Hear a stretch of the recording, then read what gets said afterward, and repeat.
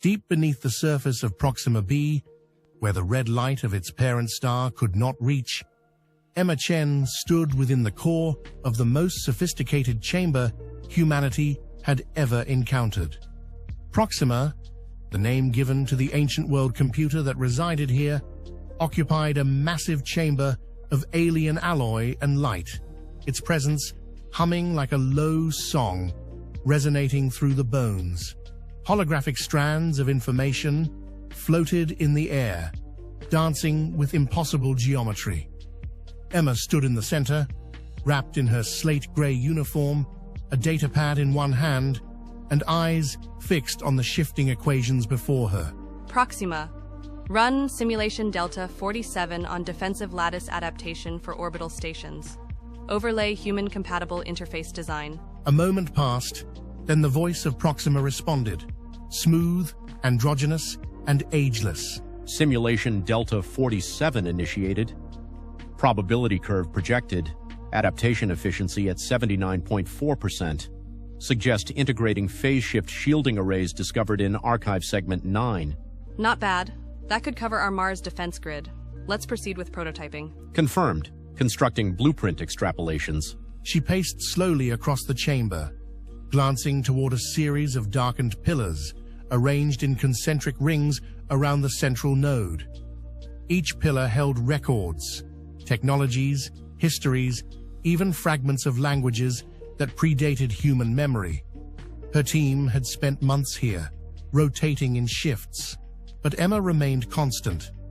She had become something of a fixture in Proxima's chamber, as familiar to the system as its own pulse. Proxima, how many known world computers exist in this galaxy based on your archives? Confirmed locations, 5. Possible unverified sites, 12. Probability of existence based on structural patterns and signal traces, 83.7%. And have any shown signs of current activity? Negative. All others remain in dormant or observation states. But if they wake up, if something wakes them, we need to be ready. I want constant monitoring of those potential sites, even the faintest activity. Acknowledged. Monitoring protocols enhanced. She stared into the glowing core of the chamber, thoughtful. There's still so much we don't understand. If the architects really did seed these systems across the stars, what were they preparing for?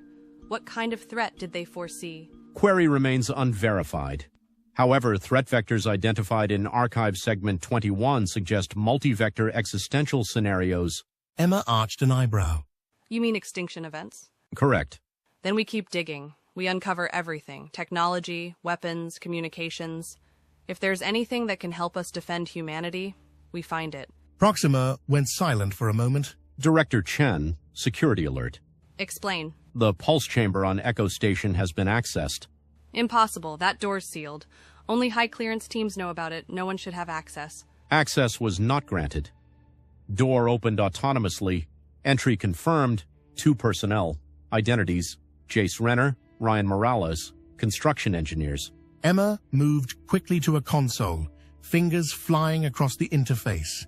Pull security feeds. How far did they get? Initial scans suggest they reached the inner threshold. The pulse chamber remains dormant for now. They weren't supposed to be able to get that far.